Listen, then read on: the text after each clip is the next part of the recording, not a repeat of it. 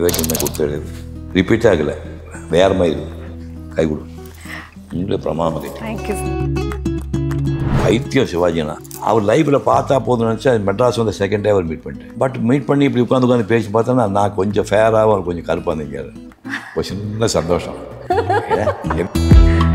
நிஜமாவே நீங்க தான் முருகர்னு நினைச்ச தலைமுறைகளும் இருக்காங்களாமே? இருக்காங்க. அதாவது எப்படின்னா, ஐயா நேற்று இந்த படம் உங்கள் பழைய படம் பார்த்தேன், அசல் முருகமாதிரியே இருக்கிறீங்க அப்படின்னா. தம்பி அப்போ நடிக்கவே தெரியாது, அதனால தான் நீ முருக மாதிரியே இருந்தீங்க, இப்போ நடிச்சு முருகன் நான் கெடுத்துருப்பீங்க. 47 வயசு முருகன் கேள்விப்பட்டிருக்கியா, 87 வயசு முருகன் கேள்விப்பட்டிருக்கியா, 40 வயசு விஷ்ணு கேள்வி. எல்லாருமே அந்த 2023 தோற்றம் இருப்பாங்க. அது நமக்கு மாட்டுச்சு. கடவுள் என்பது நம்ம உருவாக்கி விட்டதான். சுப்ரீம் பவர் அது. சுப்ரீம் பவருக்கு நாமெல்லாம் வந்து முருகன் விநாயகன் பேர் வச்சுட்டோம். ஆனால் ஒரிஜினல் கடவுள் வந்து மது இருந்துவது, சூதாடுவது, வச்சார விடுதி போகிறதுக்கு ஈக்குவல் வந்து சினிமா பார்க்கறது. ரஜினிகாந்த் தான் கருப்பாக இருப்பார், வேகமாக பேசுவார், சுத்தமாக பேச மாட்டார், தண்ணி அடிக்கலாம், தப்புனா எல்லாம் பண்ணால் அதை பற்றி ஜனம் கவலைப்பட மாட்டாங்க. ஸ்ரீதேவியே ரஜினி ரேப் பண்ணிட்டு இருக்காரு. கமல் மூஞ்சி காட்டா டே விட்டுறா, டே விட்றா அப்படிம்பாங்க. அப்படி கொடூரமான வேஷமெல்லாம் பண்ணால் கூட படத்தில் வந்து தலைவா பரட்டை அப்படின்னு ஜனம் கொண்டாடாம. அதெல்லாம் ரொம்ப ரேர். சூடான வில்லன் வேஷம் பண்ணிட்டு ஹீரோ நின்னாலும் ஒரே ரஜினிகாந்த் தான். நான் நேரம் ஓடி போய் போட்டு பூரா ப்ளூவில் கழுவிட்டு அப்படியே பலராமனுக்கு ஒயிட் மேக்கப் போடணும், பழைய பலராமன் அடிக்கணும். இப்போ க்ளோஸ் பண்ணியிருந்தான்ல, அந்த லென்ஸ் ஓப்பன் பண்ணான்னா இப்போ அந்த பலராமனை பற்றி அந்த லைன் வரும். லைன் முடிஞ்சோன்னா அப்படியே க்ளோஸ் பண்ணுவோம். ஓடு போடு ட்ரெஸ் மாற்றி சொன்னால் போயிட்டு அப்புறம் இன்னொரு கேரக்டமாக போகணும். அப்படி வந்து 10 தடவை விடியதுக்குள்ளே 10 தடவை ஹாட் வாட்டர் ஊற்றி எல்லாம் பண்ணுறது டைப் ஆகிடுச்சு. அப்படியே பார்த்து என் காலில் வந்து மெட்டி ஒன்று இருக்குது. திருமங்கை சிவாஜி பார்த்துட்டு காலில் ஆழி மின்னுகிறது, அதை கலட்ட மனம் வரவில்லையோ அப்படின்னா, அதை மட்டும் என்னால் கலட்ட முடியவில்லை, முடிந்தால் நீயே காட்டுனா. அப்படியே மண்டி போட்டு உட்காந்து அப்படியே அந்த காலை தூக்கி அப்படி கடிச்சாரு. கடிக்கும்போது தலையில் கை வச்சேன், உடம்பு சிலுத்துது. நடிப்பு தொழிலை மதிக்கிற 2 கலைஞர்கள் வந்து ஒன்று சிவாஜின்னு ஒன்று கமல் தான். அவங்க பண்ண வெரைட்டி, அவங்களோட டெடிக்கேஷன் வந்து வேறு யாரும் சொல்ல மாட்டேன். ரஜினிகாந்தும் எம்ஜிஆர்லாம் வந்து கெட்ட வார்த்தை பேரகன் தேடிச்சிட்டாங்க, எனக்கு கெட்ட வார்த்தை திட்டினாங்க, கூட நாய் வந்து கூடானா. அப்போ தான் என்னோடய மேனேஜர் சொன்னார், செத்தா கூட விஜயகாந்த் ஆரை கொண்டாங்க. திரைப்படங்கள் பண்ணியாச்சு, இனிமேல் விஜயகாந்துக்கு அப்பா வேஷம், சத்யராஜுக்கு அப்பா வேஷம் போட சொல்லுவாங்க. இந்த ஓரத்தில் வெள்ளை பெண் அடிச்சு மியாசி வெள்ளை பெண் ஏன் நடிச்சிருக்கேன், எதுக்கு என் காசு கேட்குறேன்? இந்த பக்கம் ஜெயலலிதா, இந்த பக்கம் கொஞ்சம் கேர விஜயா மயில் மேலே உட்காந்துருக்கு, 60 கட்ட விட்டு சிவாஜி பக்கத்தில் கும்பிட்றாரு, காசு கேட்குறாங்க, விட்டுருங்கப்பா அப்படின்றாங்க. சூர்யா வந்து படிக்க வைக்கிறீங்க, முடிக்கிறான், அதுக்கப்புறம் காலேஜ் போகிறான், காலேஜ் முடிக்கிறான், இப்போ ஏதோ தொழில் பண்ணுறான், அப்புறம் ஹீரோ ஆகிட்டான். இத்தனை நாள் வரைக்கும் குடும்பத்தை நம்ம தான் பார்த்துட்டு இருந்தோம். அப்புறம் ஒரு கட்டத்துக்கு அப்புறம் அவன் குடும்பத்தை பார்த்துக்க ஆரம்பிக்கிறான். இப்போ அவன் குடும்பத்தில் வாங்கிட்டு இப்போ அவன் கீழே நாங்கள் இருக்கிறான். கருவாட்டு கூட ஓரமா போன்னு சொன்ன உடனே உங்களோட ரியல் இது வரும்.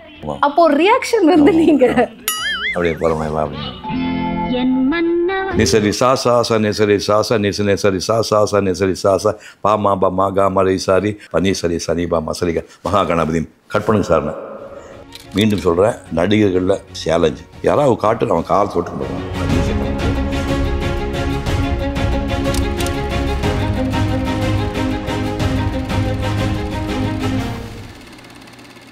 சினிமா எக்ஸ்பிரஸ் நேயர்களுக்கு வணக்கம். ரெட்ரோ வித் ரோஹிணிக்கு உங்களை வரவேற்கிறோம். சில நேரங்களில் வாழ்க்கை நமக்கு என்ன மாதிரியான அதிசயத்தை கொடுக்க போகுது அப்படிங்கிறது தெரியாது. அப்படி ஒரு அதிசயமான நிகழ்வாக தான் இன்றைய இன்டர்வியூ வந்து நான் பார்க்குறேன். ஏன்னா இன்றைக்கி நம்ம சந்திக்க இருக்கக்கூடிய நபருடைய அனுபவத்தில் பாதியை பூர்த்தி செய்வதற்கு நான் போராடிக்கிட்டு இருக்கேன். ஆனால் அவரை நேர்காணல் செய்வதற்கான வாய்ப்பு எனக்கு கிடைச்சிருக்கிறதே பெரும் பாக்கியமாக கருதுகிறேன். நடிகர், ஓவியர், எழுத்தாளர், இலக்கிய பேச்சாளர் சிவகுமார் அவர்களை இன்னைக்கு ரெட்ரோ வித் ரோஹிணியில் சந்திக்க போகிறோம். வணக்கம். வணக்கம்மா. நல்லா இருக்கீங்களா? நல்லா இருக்கேன். முதல்ல இந்த நேர்காணலுக்கு சம்மதம் சொன்னதுக்கு நன்றி. தெரியாம ஒத்துட்டேன்னு நினைக்கிறேன். எடுத்த உடனே ஒரே பட்டாசு மாதிரி. ஸோ ஆரம்பத்தில் உங்களுடைய பல நேர்காணல்களில் நம்ம பார்த்துருக்கோம். அதில் சிவகுமார் அவர்கள் பல விஷயங்களை பற்றி சிலாகிச்சு பேசியிருக்காரு. ஆனால் இந்த இன்டர்வியூவோட தொடக்கத்தில் வந்து அம்மாவை பற்றி ஆரம்பிக்கலாம் அப்படிங்கிறது எனக்கு தோணுச்சு. ஸோ அம்மானா எங்கள் அம்மாவா, சூர்யா கார்த்தியோட அம்மாவா? நான் சூர்யா கார்த்தி அம்மாவே அம்மான்னு தான் கூப்பிடுவேன். பழனி அம்மா. பழனி அம்மா. அவங்கள பற்றி சொல்லணும்னா அவங்க ஒரு தியாக தீபம் தான் சொல்லணும். ஏன்னா நான் பிறந்து 10 மாதம் இருக்கும்போதே எங்கள் அப்பா இறந்துட்டார். எங்கள் அப்பா இறந்தோடனே இப்போ ஒரு விதவை தாயார் வந்து 10 மாதம் குழந்தை எடுத்து வளர்க்குறதுங்கிறது சாதாரண விஷயம் இல்லை.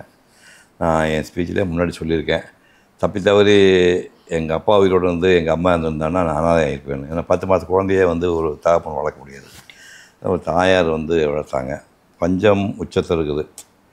பஞ்ச காலத்தில் வந்து கத்தாழங்கிழங்குன்னு அவங்களுக்கு என்னென்னு தெரியாது.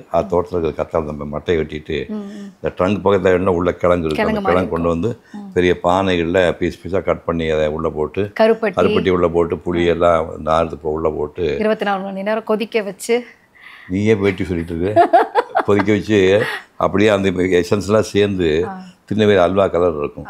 அதை சாப்பிட்டா இங்கிருந்து கீழே போகிறதுக்குள்ள லூஸ் மோஷன் போயிடும். பானக்க மாதிரி இருக்குமா? பானை சாரி கட்டியாக தான் அல்வா ஷேப் தானே, அல்வா ஷேப் டிரான்ஸ்பரண்ட்டாக இருக்கும். அது மாதிரி சாப்பிட்டா நல்ல ருசியாக வர இருக்கும், இங்கேருந்து கீழே போகிறதுல லூஸ் மோஷன் போயிடும். அப்படிலாம் மக்கள் கஷ்டப்பட்ட காலத்தில் எங்கள் தாயார் வந்து எங்களை கஷ்டப்பட்டு வளர்த்தாங்க. அதனால் எப்படி பார்த்தாலும் என் தாயார் தான் எனக்கு கடவுள். ஏன்னா கடவுள் என்பது நம்ம உருவாக்கி விட்டது தான். Supreme power. அது சுப்ரீம் பவருக்கு நாமளாம் வந்து முருகன் விநாயகன் பேர் வச்சுட்டோம். ஆனால் ஒரிஜினல் கடவுள் வந்து தாயின் தகப்பன் தான். அது என் தகப்பன் இல்லைங்கிறதுனால தாய் தான் எனக்கு முதல் கடவுள். இன்றைக்கி நாங்கள் உட்காந்து பேட்டி கொடுக்குறோம் எங்கள் அம்மா போட்ட பிச்சை. பழனிசாமி அப்படின்னு சொல்லிட்டு உங்களுக்கு பார்த்து ரொம்ப ஆசையாக பேர் வைத்ததற்கு பிறகு அது சிவகுமாராக மாறினதுக்கு பின்னாடி ஏதோ ஒரு முக்கியமான முடிவு எடுத்திருப்பீங்கல்ல, அதுக்கு பின்னாடி என்ன இருக்கு? ஒரிஜினல் பேர் வந்து பழனிசாமி இல்லை, ஒரிஜினல் பேர் பாலதண்டபாணி. ஏன்னா எங்கள் அப்பா அஸ்ட்ராலஜரு, அவர் முருகன் பக்தர்னால முருகன் பேர் தான் வச்சிருப்பேன். எங்கள் வீட்டில் எல்லாரும் முருகன் பேர். சரவணன், கார்த்தி பையன் பேர் கந்தன், பிருந்தா பையன் பேர் குகன், எல்லாமே முருகன் பேர் தான். அவர் பாலதண்டபாணி அப்படின்னு முதல் பேர் வச்சுருந்தார். அப்புறம் அவர் தெரியுதான், ஒரு இறந்துடும் தெரியும், பெரிய அஸ்ட்ராலஜரு. நான் இறந்துட்டேன்னா பழனிசாமின்னு வச்சுக்கோங்க, நான் உயிரோட பாலதண்டபாணி கிட்டனால போயிட்டு அதனால பழனிசாமி ஆகிட்டேன். ஸ்கூல் ரெக்கார்டு எல்லாத்தையுமே பழனிசாமி தான் இருக்கும். அப்புறம் திரைப்படத்துறைக்கு போகும்போது பேர் பழசாக இருக்குது, பட் பேரை டோட்டலாகவே மாற்ற வேண்டாங்கிறதுக்காக இங்கே என்ன பண்ணாங்க, பழனிசாமியோட மாடல் நேமு சிவகுமார் அப்படின்னு ஏவிஎம் தான் அந்த பேரை மாற்றி வச்சாங்க. 14 வயசுல மொத்தமே வந்து நீங்க பார்த்த படங்களுடைய எண்ணிக்கையே வந்து 14 அப்படிங்கிறத முன்கூட்டியே குறிப்பிட்டிருந்தீங்க. ஆனா அதன் பிறகு 100 படங்களை வந்து 14 வருடத்துல வந்து கம்ப்ளீட் பண்ணீங்கல்ல. இதெல்லாம் கற்பனை பண்ண முடியாத விஷயம். ஏன்னா வீட்டில் அந்த காலத்தில் நாங்கள்லாம் பிறந்த காலத்தில் மது இருந்துவது, சூதாடுவது, விபச்சார விடுதிக்கு போகிறதுக்கு ஈக்குவல் வந்து சினிமா பார்க்குறது. அப்படி இந்த காலகட்டத்தில் அது விதவத்தாயார் வளர்த்த குழந்தை வீணாக போக விட மாட்டாங்க. சந்திரலேகா படம் தான் நான் முதல்ல என்னுடைய 7 வயசில், அதுவும் நான் போகல, எங்கள் அத்தையோட மகன் திருமணமாகி அந்த மாப்பிள்ளை பொண்ணுக்கு வீட்டில் விருந்து கொடுக்க கூப்பிட்டுருந்தோம். அவர் போகலாமான்னு சொல்லிட்டு மாட்டு வண்டியில் வச்சு சூலூரில் கூட்டிகிட்டு போய் காட்டினார் தான் நான் முதல்ல பார்த்த படம் சந்திரலேகா. அப்புறம் சக்கரதாரி பார்த்தேன், என் வீடு பார்த்தேன், பவளக்கொடி பார்த்தேன். அப்படி எல்லாம் பார்த்து 14 படம் முடியும் போது அப்போ துறை மாதிரி சினிமாவுக்கு மனோரெல்லாம் அங்கே பார்த்ததெல்லாம் அந்த மாதிரி பார்த்தது. பட்டு சினிமா மேலே நிறைய ஆர்வம் நிறையா இருந்தது. சினிமா டயலாக்கெல்லாம் சின்ன வச்சே படிச்சிருந்தேன் தவிர சினிமாவில் ஈஸியாக நுழைய முடியாதுங்க தெரியும். அதை விட எனக்கு ஓவியக்கலை மேலே அசாத்தியமாக, அதாவது நான் சென்னை வந்தது 1957 வந்தது. உலகத்தில் பெரிய உலகம் என்னுடைய கணக்கில் வந்து அப்போ ஒரு வெறியான பையன். இந்த உலகத்தை இந்த சுண்டுகளால் சுற்றுவேன்னு நான் சென்னை போட்டு வந்தேன். புரியுது? அப்புறம் உலகம் பெருசு நமக்கு தெரியுது, ஆனால் அந்த வெறி இருந்தால் தான் எதுவும் பண்ண முடியும். அந்த மாதிரி நான் சென்னை வந்தேன். வந்து அப்புறம் 7 ஆண்டுகள் வந்து ஓவியம் போட்டு முடிச்சதுக்கப்புறம் பார்த்தா ஓவியம் பிரமாதம், இனிமேல் யாரும் வரைய முடியாதுன்னு சொல்கிறாங்க. பட் அந்த ஓவியத்துக்கு நீங்கள் வந்து அகாடமிக் ஓவியம் வரைகிறீங்க, அது 16ஆம் நூற்றாண்டு ஓவியம், அதுக்கு இப்போ வேல்யூ கிடையாது, மாடல் நாட்டு வந்துடுச்சுன்னு சொல்லி டிஸ்கரேஜ் பண்ண ஆரம்பிச்சிட்டாங்க. அப்புறம் என்ன பண்ண போகிறோம் குழம்பு இருக்கும்போது தான் அப்புறம் திரைப்படத்துறைக்கு எனக்கு வாய்ப்பு வந்தது. அதுவும் எங்கள் மாமா பையன் சித்ரா பௌர்ணமின்னு பேரில் என் சொந்த மாமா பையன் ஒரு படம் அமைச்சார். SSR விஜய் மாதிரி மெயின் கேரக்டர், அவன் தம்பி கேரக்டர் கொடுத்தாங்க. அன்ஃபார்ச்சுனேட்லி 3 அடிக்கு மேலே படம் வர முடியல. கிருஷ்ணமொழி டைரக்டர்னால அவங்க ஏவிஎம்க்கு ஒரு புதுமுகம் தேவைப்பட்டது. காக்கும் குரங்களில் இந்த மாதிரி புது பயிருக்குன்னு அவங்க டெஸ்ட் எடுத்துகிட்டு தான் அதில் யூஸ் பண்ணாமல் முதப்பட காக்கும் குரங்கள். இன்றைக்கி கணக்குப்படி பார்த்தா இந்த பேட்டியை முந்தா நாள் கணக்குப்படி பார்த்தா இன்றைக்கி 21 தேதி ஜூன் 19 கணக்கு பார்த்தா கரெக்டாக 60 ஆண்டுகள் நிறைவு செஞ்சுருக்கீங்க. ஆமாம், அது ஒரு பெருமையான மேட்டர் கிடையாது, நம்ம பெரிய விஷயம் கிடையாது. வருஷத்தை கூட்டிக்கலாம் தவிர அது கொண்டாடுறது ஒன்றும் கிடையாது. நீங்கள் உள்ள நுழைஞ்சப்போ வந்து பார்த்தீங்கன்னா திரைத்துறையில் ஆல்ரெடி நிறைய ஜாம்பவான்கள் வந்து அவங்களுடைய வேலையை வந்து பண்ணிக்கிட்டு இருந்தாங்க. அப்போ சிவகுமாரை வந்து எப்படி தயார்படுத்திக்கிட்டீங்க சினிமா? தயார்படுத்துறது மூஞ்சி நல்லா இருக்குன்னு முருகன் வேஷம் கொடுத்துட்டாங்க. அந்த முருகன் வேஷம் வந்து இப்போது ஒன்றுமே சப்பம் மேட்டுறது. கடவுள் என்ன கையில் வேல் பிடிச்சிருக்கு, என்னடா பெரிய கஷ்டம் அப்படின்னு நீங்கள் கேட்பீங்க. அது முதல் டெஸ்ட்டுக்கு போட்டாங்க. பின்னாடி மலையெல்லாம் வரைஞ்சி மயிலெலாம் வரைஞ்சி வச்சுட்டு எனக்கு கையில் வேலை கொடுத்து ஒரு டயலாக் பேச சொன்னாங்க. இப்போ கேமரா இந்த ஸ்டேட் கேமரான்னு இங்கே ஆரம்பித்து இப்போ இந்த ப்ரொஃபைல் இருக்குது, இப்போ 1/3 ப்ரொஃபைல், இப்போ ஸ்ட்ரெயிட் ஆங்கிள், இங்கே 1/3 வந்துச்சு, இப்போ ஃபினிஷ் பண்ணும். இங்கே டயலாக் ஆரம்பிச்சு இப்படியே பேசிட்டு இங்கே ஃபினிஷ் பண்ணிங்கன்னா 3 ஆங்கிள் உங்களுக்கு கிடைக்குது. அப்போ இந்த ஃபேஸ் நல்லா இருக்குன்னு கண்டுபிடிச்சாச்சும் டயலாக் கொடுத்தாங்க. நிதானமாக பார்த்து சொல்லுங்கள் அப்படின்னு பேசுனார். நான் கொடுக்குறேன் மனப்படம் பண்ணிட்டேன். அது கூட மனப்படம் பண்ணிட்டீங்க. நான் அவ்வளோதான் சார். நான் வீரபாகு தூது செல், தூய வழியில் நடக்கச் சொல், வானவரை விடுதலை செய்து வழி தெரிந்து நடக்கச் சொல், இதை மீறி வெல்லுண்டு வாழுண்டு என்று வீணாக வாதித்தால் எம்பிடம் வேறுண்டு என்று கூறிவான். நல்லா பேசுனீங்க. இந்த கடைசியில் என்ன சொன்னீங்கன்னா எம்பிடம் வேறுண்டு கூறிவானா, அப்படி சொல்லக்கூடாது. நாங்கள் இல்லைங்களே, இல்லை நீங்கள் சொல்கிற மாதிரி சொன்னால் முருகனுக்கு திமிரு இருக்குன்னு தெரியுமாங்க. இல்லைங்களா, என்ன ஒன்று சொல்லி எம்பிடம் வேணுண்டு எம்மிடம் வேணுன்னு திமிரு ஆகிப்போணும்.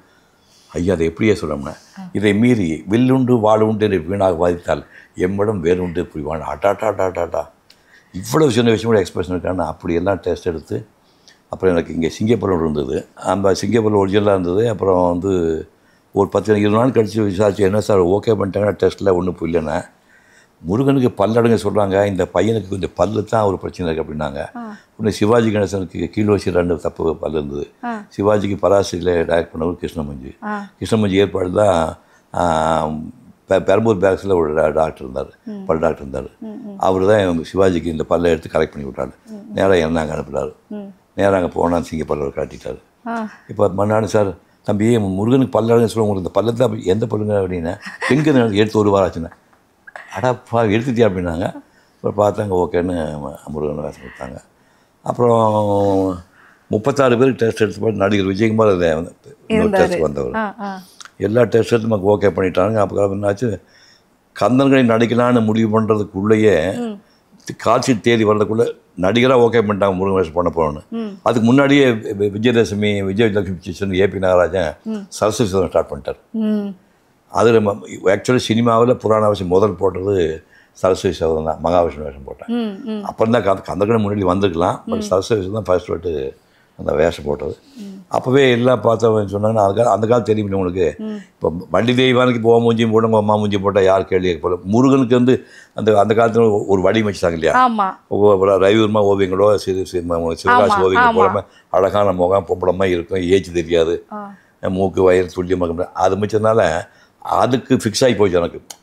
அதனால் நீங்கள் சிவன் வேஷம் போட்டாலும், முருகன் வேஷம் போட்டாலும், பம்மா வேஷம் போட்டாலும் எல்லா வேஷத்துக்கும் சூட் ஆகி போச்சு. அதனால் என்ன ஆகி போச்சுன்னா, ஜெய்சங்கர் என்னை விட 3 வயசு பெரியவர், என்ன பெரியவர். ஏவி ராஜா 5 வயசு பெரியவர். ரவிச்சந்திரன் என்னை விட 4 மாதம் தான் பெரியவர். ஸ்ரீகாந்த் 1 இயர் பெரியவர். பட் எப்படி பார்த்தா நான் வந்து ஒரு ஸ்கூல் ஃபைனலில் முடிச்சுட்டு காலேஜ் போகிற பையன் மாதிரி மூஞ்சி இருக்கே தவிர, ஜெய்சங்கருக்கு நெஞ்செல்லாம் மயிருக்கெல்லாம் முடியிருக்கும், ஆண்மையாக இருப்பார். ஜேம்ஸ் பாண்ட் நடிக்கிற கேரக்டர் அது போகிறதுக்கு வந்து காலேஜ் பையன், ஸ்கூல் பையமாக இருக்குது. அதனால உயர்ந்த மந்திரன் பார்த்தா சிவாஜிக்கு அப்பாவி பையனாக இருக்குன்னா அது யாருமே அடிக்க முடியாதுன்னா அந்த ஏஜ் தோற்றம் எல்லாம் அதில் பரப்பிட்டாங்க. ஸோ வந்து அந்த இளமை காலத்தில் நம்ம வளர காலகட்டங்களில் புராண படம் நடிக்கிற வாய்ப்பு வந்தாலும், புராண படத்தில் வந்து எந்த கடவுமே வயசாகாது. ஞாபகம் வச்சுக்கோ. 47 வயசு முருகன் கேள்விப்பட்டிருக்கியா, 87 வயசு முருகன் கேள்விப்பட்டிருக்கியா, 40 வயசு விஷ்ணு கேள்வி. எந்த புருஷன் எல்லாருமே அந்த 20-23 தோற்றம் இருப்பாங்க. அது நமக்கு மாட்டிச்சு. அதனால் என்ன பண்ணிட்டேன்னா, கிட்டத்தட்ட எல்லா கடவுள் வேஷங்களையும் தசாவதார வேஷமே நான் வந்து திருமால் பிரேமியில் போட்டேன். அப்பா இந்த இடத்துல ஒரு கேள்வி, சில நேரங்கள்ல வந்து உங்களை முருகராவே நிஜமாவே நீங்க தான் முருகர்னு நினைச்ச தலைமுறைகளும் இருக்காங்களாமே? இருக்காங்க. அதாவது எப்படின்னா, அது ஒரு சம்பவம் ஷாக் ஆகிடுவீங்க. சொல்லுங்க. சிலோன்லேருந்து ஒரு பையன் ஃபோன் பண்ணான். ஐயா நேற்று இந்த படம், உங்கள் படம் பழைய படம் பார்த்தேன், அசல் முருகமாகி இருக்கிறீங்க அப்படின்னா. அப்போ நான் சொன்னேன், தம்பி அப்போ எனக்கு நடிக்கவே தெரியாது, அதுக்கப்புறம் தான் நாடகம் பண்ணி நடிப்புன்னு நான் தெரிஞ்சுக்கிட்டேன். அப்போ அது ஜஸ்ட் தோற்றம் பார்த்து அப்படியே முருகன் மாதிரி இப்போ நடிக்க தெரியாது அப்படின்னு அந்த பையன் சொன்னான். அதனால தான் நீ முருகன் மாதிரியே இருந்தீங்க, இப்போ நடித்து என்ன முருகன் நான் கெடுத்துருப்பீங்க, இப்போ ஆக்ட் பண்ணிப்பீங்க, ஆக்ட் பண்ணாத முருகன் கிடையாது, தோற்றம் தான் முருகன், நீ முருகனை கரெக்டாக இருந்தீங்க அப்படின்னா. அவன் சொன்னான், எங்கள் தாத்தா பாட்டி வந்து ஹனிமூனுக்கு முருகன் பார்த்தாங்களாமா. அப்போ அந்த ஒரு முருக பக்தர் கூட படம் பார்த்துருந்துருக்காரு. படம் பார்த்துருக்கும்போது அறுபடை வீடுகளோட திருமுருகான பாட்டு, சீர்காழி பாட்டு வரும். அந்த எண்ணில் ஜெயலலிதா ஒரு பக்கம் மயில் மாதிரி இருக்கமா ஷார்ட் முருகா முருகா முருகான்னு சொல்லி அந்த ஸ்பாட்டுக்கு உயிர் போயிடுச்சு அவருக்கு. ஸோ அந்த மாதிரி தாக்கத்தை வந்து முருகன் கந்தன் கண்ணி ஏற்படுத்தி சொல்லுவாங்க. ஸோ இதுக்கப்புறம் நான் என்ன பண்ணேன், மூஞ்சி வச்சு ஏமாற்ற முடியாதுன்னு தெரிஞ்சு போச்சு. அப்போ நாடகங்கள் பண்ணலாம் அப்படின்னு முடிவுட்டு உயர்ந்த மந்தன் ஷூட்டிங் நடந்துட்டு இருந்தது. அப்போ பார்ப்பேன் சவுகார் ஜானகி எதிர்நீச்சல் நடிச்சிட்டு இருக்கிறாங்க, பட்டு மாமியா. அப்போ எனக்கு அம்மா ஒரு நாடகம் பார்க்கணுமான்னா 10 ரூபா டிக்கெட் வாங்கிட்டு ராஜா அண்ணாமலையம் போயிருந்தேன். நம்ம சொன்னாங்க இப்போ 10 ரூபா டிக்கெட் கடைசி ரூபாய்யா இங்கே காம்ப்ளிமெண்ட் வாங்கி தரணும், செகண்ட் ரோடு உட்கார வச்சு நான் பார்க்க சொன்னாங்க. இப்போ நாகேஷ் அதில் எதிர்நீச்சல் நடிச்சா அப்படி ஒரு கற்பனையே பண்ண முடியாது. நான் மூஞ்சி வேணா நாகேஷுக்கு அவர் இன்னொரு சிவாஜி கணேசன் மாதிரி அவ்வளோ பிரமாமா பர்ஃபார்மன்ஸ் அதை பார்த்துட்டு தான் நம்ம ஊரை ஏமாற்றிட்டு இருக்கிறோம். நம்ம வந்து நடிப்பு கற்றுக்கணும்னு சொல்லிட்டு அப்புறம் சொந்த ட்ராமா ட்ரூப் ஆரம்பித்து ஒரு 2.5 வருஷம் சொந்த ட்ரூப் வச்சு 50 ட்ராமா போடல கண்ணாமொழியில் வெளியே வந்துருச்சு. ஏன்னா எனக்கு சபாக்கள் வந்து பிராமின் டாமினேஷன் இருந்தது. ப்ரொஃபஷனல் ஆளுக்கு திறமைசாலிதான் கொடுப்பாங்க. நான் புதுமுகம் அதை சிட்டிக்குள்ளே வந்து 25 நாடக வெளிக்குள்ளே விழுப்புரம் போவேன், ராஜபாளையம் போவேன், நாகர்கோவில் போவேன், கோயம்புத்தூர் போவேன். இப்போ எல்லா ஊருக்கும் போய் அந்த 50 நாடகம் போடக்குள்ளே தாவாயிடுச்சு. மக்கள் கூட்டம் எப்படி வரும்? மக்கள் வெளியூரில் நல்லா இருக்கும். ஏன்னா கடவுள் வேஷம் பண்ண போட்டோம்ல கொஞ்சம் பாப்புலராக இருந்தாங்க. அதுக்கப்புறம் வந்து நம்ம வந்து நிறையா ட்ராமா பண்ணணும், சொந்த ட்ரூப் வச்சுட்டு வருஷத்துக்கு 10 பிள்ளை போட்டிருந்தா சரியாக வரன்ட்டு. அப்புறம் மேஜர் சுந்தராஜ் சொன்னார், நீ வைரமார்க்கெல்லாம் பட்டத்தை எட்டணும், பட்டத்தை நீயே தட்டி தீட்டிக்க முடியாது, என் ட்ரூப்பில் ஜாயின் பண்ணு. அப்படி ட்ரூப்பில் ஜாயின் பண்ணி 1970 ஜாயின் பண்ணி 77 800 ட்ராமா வந்து இந்தியா பூரா போய் கல்கட்டா தவிர இந்தியா பூரா போட்டேன். அந்த ட்ராமா நடிப்பு தான் இப்போ நம்ம மேட்சாளர் நடக்குதுன்னா பேச்சாளர் காரணம் 2 விஷயம். ஒன்று அந்த அப்பாவி ட்ராமா 250 பக்கம் டைலாக். இப்போ நீங்கள் ட்ராமாவில் பார்த்தீங்கன்னா இப்போ கியூ டைலாக்னு பேர். உன் டைலாக் கடைசி வார்த்தை மட்டும் தெரிஞ்சுட்டு நான் பேசணும். அப்படி நான் எனக்கு ரேஸில் போக முடியாததுனால நீ 3 பேர் பேசுகிற டைலாக் மொத்தத்தையுமே 200 மனப்பாடம் பண்ணி வச்சுக்குவேன். மனப்பாடம் பண்ணிட்டேன்னா நீ தப்பாக சொன்னாங்க உடனே டைலாக் உண்டாக்கி இப்படியே வச்சு அந்த அளவுக்கு ரிஹர்சல் போக முடியாததுனால 250 போய் மனப்பாடம் பண்ணி அப்பாவே அப்படி தான் பண்ணேன். அந்த மாதிரி மனப்பாடம் பண்ண பயிற்சி 5000 பேர் 10,000 பேர் பார்த்தா பயப்படாமல் பேசுகிற 2 தான் இப்போ நான் வந்து 80-81 வயசுல திருக்குறளில் பேசுகிற காரணம் வந்து மனப்பாடம் பண்ணுற ஆற்றலும் இந்த தைரியம் கொடுத்தது நாடகம். மேடை நாடகத்திற்கும் சினிமாவுக்கான அந்த நடிப்புக்குமான நூல் அளவு என்ன? இல்லை ஒன்றும் கிடையாது. மேடை நாட்டில் உடனே கிளாப்ஸ் கிடைக்கும், இதில் கிடைக்காது. இங்கே தப்புன்னா 7 பாட்டி டேக் 2 3 பண்ணிக்கலாம், அங்கே தப்புன்னா உதைப்பாங்க. தப்பெல்லாம் பண்ணாங்கல்ல கரெக்ட் பண்ண முடியும். மேடையில் போய் கரெக்ட் பண்ணியிருப்பேன். சாரிங்க ஐயோ இன்னொரு சாப்பிட சொல்லுவியா, செத்து விட சீந்து கொடுத்து தப்பாக விழுந்துட்டேன், சாரிங்க இன்னொரு சேர்த்து விடுவேன் பண்ண முடியுமா? மேடையில் நடிக்கிறது கஷ்டம். எனக்கு கேட்டால் டேக் 2 பண்ண முடியாது. 2வது மொத்தமாக 2.5 மணி நேரம் நீ மேடை ஏற்றி விட்டா சொன்னேன், நீ அதுக்குள்ளே வெளியே வரணும். இது வந்து இன்றைக்கி நடிக்கலாம், ஒரு ஷார்ட் நடிக்கலாம், வீட்டுக்கு போயிட்டு கல்யாணம் பண்ணிட்டு ஃபர்ஸ்ட் நைட்லாம் போயிட்டு வந்துட்டு திரும்ப கண்டினியூ பண்ணலாம். அது மாதிரிலாம் கிடையாது. சினிமா நடிக்கிறது சினிமாவில் என்ன ப்ளஸ் பாயிண்ட்னா இந்த க்ளோஸ்அப்புங்கிற மேட்டர்லாம் வச்சுக்கணும். நாடகத்தில் வந்து வைடாக இருக்கிறதுனால அவங்க மூஞ்சியை தெரியாது. நாடகமே சிவாஜி கணேசன் பேர் இருக்கலாமே தவிர சிவாஜி மூஞ்சி எப்படின்னு எப்படி தெரியும் அவங்களுக்கு? க்ளோஸ்அப் கிடையாது அவங்களுக்கு. முதல் ரோல் இருக்கிற அது சும்மா தெரியாது. அது கூட க்ளோஸ்அப் போட முடியல அவங்களுக்கு. இப்போ சிறையில் என்ன விஷயம்னா ஒரு 70 அடிக்கு 60 சிறையில் வந்து சிவாஜியில் கண்ணை மட்டும் காட்டும் போது எவ்வளோ. ஸோ அது சினிமா நடிக்கிறதுக்கு முகம் தோற்றம் ரொம்ப முக்கியம். நாடகத்தில் வந்து பர்ஃபார்மன்ஸ் பாடி லாங்குவேஜ் இருந்தால் போதும். சினிமா நடிக்கிறதுக்கு பர்சனாலிட்டி ரொம்ப முக்கியம். எம்ஜிஆரும் சிவாஜி வந்து பொம்பளை வேஷம் போட்டு நடிச்சதுனால தான் அந்த முகம் அத்தனை வருஷம் தாக்கு பிடிச்சது. புரியுது? கரடு முருடா முகம் இருந்ததுன்னா அத்தனை நாள் தாக்கு பிடிக்க முடியாது. புரியுது? ஒரு பெண்மை கலந்த ஆண்மைத்தனம் வந்ததுனால தான் 2 பேருமே எம்ஜிஆர் பொண்ணு நிறைய பிஎஸ் சொன்னப்பாவுக்கு பொம்பளை வேஷம் போட்டிருக்காரு. சிவாஜி நிறைய பொம்பளை வேஷம் போட்டிருக்காரு. சின்ன ஜடையில விட்டு ஏபினாலே பொம்பளை வேஷம் போட்டிருக்காரு. அதுக்கு இந்த கண்ணு பெருசாக்கணும், மூக்க போட்டிருக்கீங்க. நானும் கமலஹாசன் போட்டு. அது நாடகம் வந்து நாடகத்தில் நடிக்கிறதுலாம் கஷ்டம். பட் நாடக அனுபவம் வந்து நமக்கு பயிற்சி கொடுக்குமே தவிர சினிமாவுக்கு தோற்றம் முக்கியம். நாடகத்தில் நடிச்சதுனால எல்லாத்தையும் வந்து முருகன் வேஷம் போட முடியும். முருகன் தோற்றம் முக்கியம். ஆனால் ஒரு கட்டத்தில் இது எல்லாத்தையும் உடைத்து சில கதாநாயகர்கள். ஆமாம், இப்போ ரஜினிகாந்த் வந்தார். விஜயகாந்த் அவ்வளோ மோசம் சொல்ல முடியாது. ரஜினிகாந்த் தான் ஒரிஜினலாக நமக்கு சொல்லணும் கேட்டால் சினிமாவுக்கு பர்சனாலிட்டி தேவையில்லை, நல்ல தமிழ் பேச வேண்டியதில்லை. பை நேச்சரே வந்து ஒழுக்கமான தப்பு தண்டை பண்ணக்கூடாதுன்னு தண்ணி அடிக்கலாம், தப்புனா எல்லாம் பண்ணால் அதை பற்றி ஜனம் கவலைப்பட மாட்டாங்க. இந்த அதெல்லாம் பிரேக் பண்ணியாச்சு. கருப்பாக இருப்பார், வேகமாக பேசுவார், சுத்தமாக பேச மாட்டார். புரியுதா? எப்படி வேணால் இருக்கலாம். பட் ஏன்னா நம்ம மாதிரி இருக்கலாம். ஜனங்கள் வந்து முன்ன வந்து எம்ஜிஆர் போல் நம்ம இருக்க வேண்டும் என்று ஆசைப்பட்டாங்க. அப்படி இல்லை, நம்ம போல் ஹீரோ இருக்கலாம் அப்படின்னு வந்து புரிஞ்சுட்டாங்க. நம்ம போல் பலவீனங்கள் நிறைந்த ரசிகனை போல் ஹீரோ இருக்கானும் போது அவனுக்கு உடனே கட்டி பிடிக்கிறாங்க. நம்ம ஆளுங்க கட்டி பிடிக்கிறாங்க. எம்ஜிஆர் சிவாஜியால் நாம் எம்ஜிஆருமே இருக்கணும், அவர் தண்ணி அடிக்க மாட்டார், சிகரெட் பிடிக்க மாட்டார், காஃபி டீ சாப்பிட மாட்டார், அப்படி இருக்கணும், அப்படி இருக்கப்படுது. இப்போ தலைமுறை மாறுபடுன்னா நான் தண்ணி இப்போ என்ன பண்ணி என் தலைவன் எதை பண்ணுறான், ஆனால் எனக்கு அவனை பிடிக்கும். அப்படி ரிவர்ஸ் ஆகி தலைவனுக்கு ஒரு இமேஜ் எல்லாம் இப்போ தேவையில்லை. அப்படி அதெல்லாம் பிரேக் பண்ணது இவங்க தான், ரஜினிகாந்த். ஓகே. இன்னைக்கு இருக்கிற டெக்னாலஜியில் வந்து பார்த்தீங்கன்னா ஒரு படத்தை எடுக்கிறப்ப இதை தழுவிய ஒரு படம், இந்த நாவலை வந்து அடிப்படையாக வச்சிருக்கு, இது ஒரு குறு நாவலை வச்சிருக்காங்க, இது ஒரு தொடர்கதையிலேருந்து எடுத்திருக்காங்கன்னு சொல்லலாம். ஆனால் அன்னைக்கு இருந்த காலகட்டத்தில் அடுத்த ஸ்டேட்ல என்ன நடக்குது அப்படிங்கிற விஷயத்தை தெரிஞ்சுக்கிறதே பெரிய கடினமான ஒன்று. ஆனால் உங்களுடைய தாயே உனக்காக படம் வந்து பார்த்தீங்கன்னா பேலட் ஆஃப் ரஷ்யன் சோல்ஜர் அந்த இதை தழுவி வந்து எடுக்கப்பட்டதுன்னு சொல்லுவாங்கல்ல. ஸோ அதற்கான தேடல்லாம் எப்படி இருந்தது, சாத்தியமாச்சு? இல்லை, அது எனக்கு என்னோட ஏரியா இல்லை. அது முடிஞ்ச வரைக்கும் மக்களுக்கு நல்ல செய்தி சொல்லணும் அப்படிங்கிறது தான் சினிமாவோட நோக்கமாக இருந்தது. கதாநாயகன் நல்ல எம்ஜிஆர் படம் ஒரு படத்துக்கு வித்தியாசமாக கதையே இருக்காது. ஏன்னா சிவாஜி மாதிரி வெரைட்டி அவர் கொடுக்கவே இல்லை. எல்லா பாட்டிலையும் அவர் ஹீரோவாக இருப்பார், எல்லா பாட்டிலையும் அவர் அப்பனாக இருக்க மாட்டார், எல்லா பாட்டிலையும் குடும்பஸ்னா 5 குழந்தைக்கு அப்பாவாக இருக்க மாட்டார், எல்லா பாட்டிலையும் ஹீரோ தான், எல்லா பாட்டிலையும் டுவைட் பாடுவார், எல்லா பாட்டிலையும் ஃபைட் வரும், எல்லா பாட்டுக்கும் குழந்தைக்கு நல்ல பாட்டு தத்துவ பாட்டு பாடுவார். அவர் 120 படத்தையும் கிட்டத்தட்ட அதையே தான் திரும்பி பண்ணிட்டு இருந்தார். அது அவர் இமேஜ் எப்படி வச்சார், அவர் பேசிக்கலி நல்லவருங்கனால அப்படி பண்ணிட்டார். அவர் இமேஜுக்கு அவர் படங்களுக்கு பெரிய வித்தியாசம் கிடையாது. சிவாஜி இன்னும் நவராத்திரினா எத்தனை வெரைட்டி ரோல் பண்ணியிருக்காரு. இவர் பேசிக்கலி ஒரு நடிகர். அவர் கடைசி வரைக்கும் நல்லவன் ஒடுக்கமானவன் உலகத்துக்கு நல்ல செய்தி சொல்லுங்க மாதிரியே சுயமந்த வாழ்க்கையில் எப்படி நினச்சா தனிமனித வாழ்க்கை எப்படி வாழ்ந்தாலும் அப்படியே படமாக பண்ணிட்டார். அது ஒர்க் அவுட் ஆயிடுச்சு அவர். உங்களுடைய கோல்டன் மொமெண்ட்ஸ் ஆஃப் சிவகுமார் அந்த புத்தகத்தை வந்து படித்தப்போ ஒரு சில கோட்ஸ் வந்து பார்த்தீங்கன்னா அது இன்னைக்கு இருக்க தலைமுறையினருக்கு தெரிஞ்சிருக்க வாய்ப்பு இல்லை அப்படிங்கிறதுக்காக அதை ஞாபகப்படுத்துறதுக்காக தான் இந்த கேள்விகளை நான் முன்வைக்கிறேன். இம்பாலா காரில் வந்த சிவாஜி அவர்கள் ராபின்வுட் சைக்கிளில் வந்த சிவகுமார் முன்பாக நாரதர் வேடம் நடித்தார். வந்து பராசக்தி படம் ரிலீஸ் ஆகும்போது எனக்கு ஒரு 10 வயசு இருக்கும். அப்போ ஒரு 2-3 வருஷத்துலேயே அந்த கோர்ஸ் எல்லாம் மனப்பாடம் பண்ணிட்டேன்.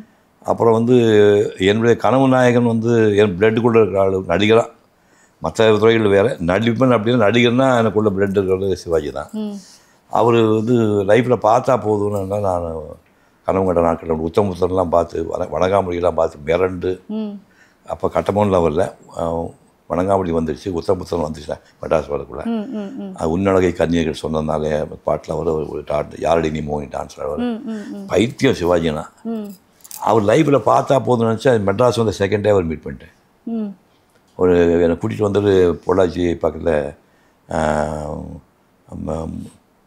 வேட்டகாம்பூர் முத்துமாணிக்கன் பேர், பக்கத்து ஊருக்கார வந்து கண்முச்சான்னு உடையகுளம் கண்முச்சான்னு அவர் தான் கூட்டி வந்து செகண்ட் டே சிவாஜி நம்ம கனவு நாயகர் வாழ்க்கையில் பார்த்தா போனாங்களே செகண்ட் டே மீட் பண்ணிட்டேன் நான். மீட் பண்ணுறீங்க.